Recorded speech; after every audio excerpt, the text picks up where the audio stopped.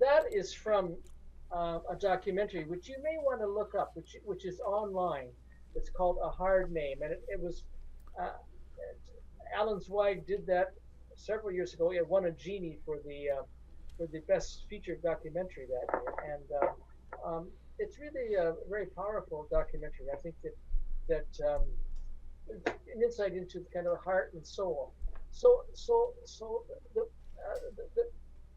the folks, Timothy, who was there, and I'm going to go back to the sharing this again, uh, and Mike, they talked about what it means to survive the culture of prison, which prizes being solid, and of doing your own time, of hiding your feelings, and you never rat out um, uh, another inmate. That is um, that's a primary culture. And what happen? And the other question is, so what happens if you're not solid? What happens in a prison system if you don't feel solid? Ian, you wanted to say something? Eric, go for it. Well, you take a trip to the latrine where there are no cameras, and yeah, I cleaned up the blood once or twice, Well, but I, again, I was very fortunate because I knew how to uh, keep myself as low a profile as I can. great. But I'm sure that was a constant source of tension for you, wasn't it? That Yeah, yes, I was again. I was very fortunate in cellies, cellmates. Cellies is another bit of right, jargon, and again, very grateful for that in all the way through. right. And Okay. you just have to listen to other people and let them do their story with you. And as soon as you do that and respect them, then it's surprising the the reaction you get back. Any other thoughts from you, Trevor or Eric, and so on this whole business of the prison culture? Yeah, it's I'm a sexual offender, so that's really tough being in jail. Being a sexual offender, it's totally different if you're into drugs and whatnot, and it's easier to make friends and whatnot. But for me, I didn't get a good story locked down before I went in. I made up something that I said I was in there for fraud, and it didn't take people long to figure out, okay, so what was your restitution? When they asked me a whole bunch of questions that I didn't really know the answers to or what would really fit the crime.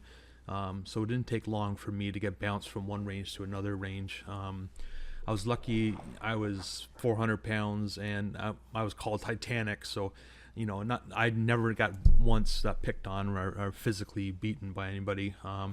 So for me, I did mind my own business. I was nice to people.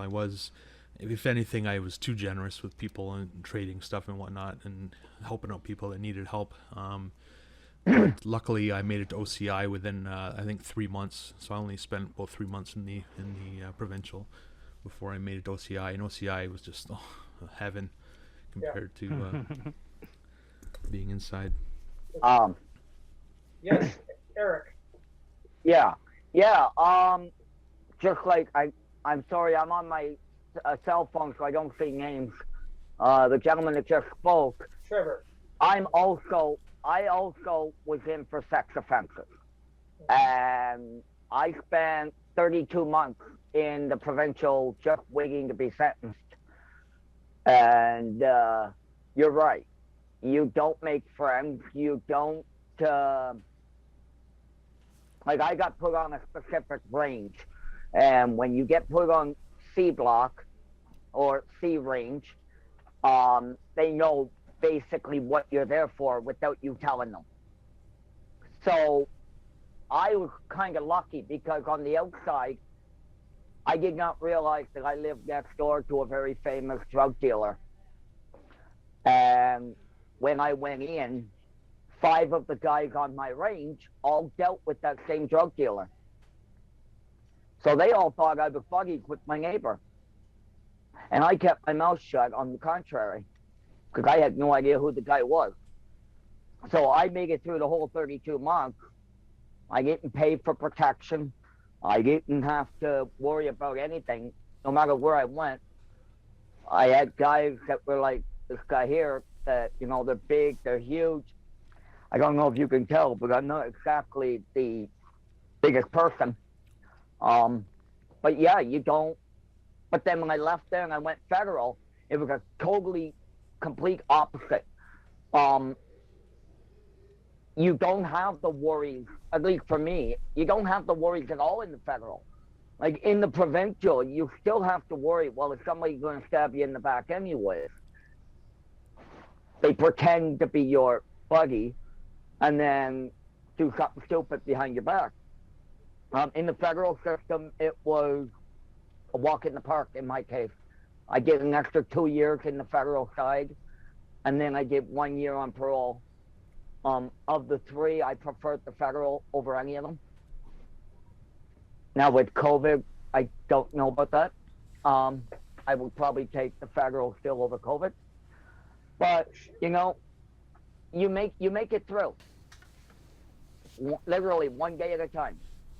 Thank you guys for sharing so openly and transparently, because I think that what you've shown us, in a sense, is the built-in deceptiveness and of the whole system.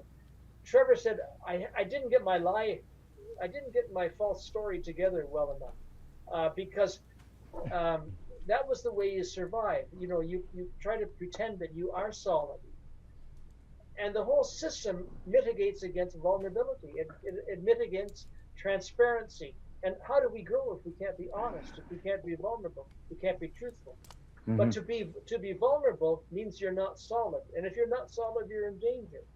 And you may survive then in protective custody, so on. But if you cannot do your own time, like one guy said, he knocked on the wood. This is how I survived. You know, just by hiding everything. If I see something going down, I don't say anything, because that violates the absolute truth of the prison system and how you survive.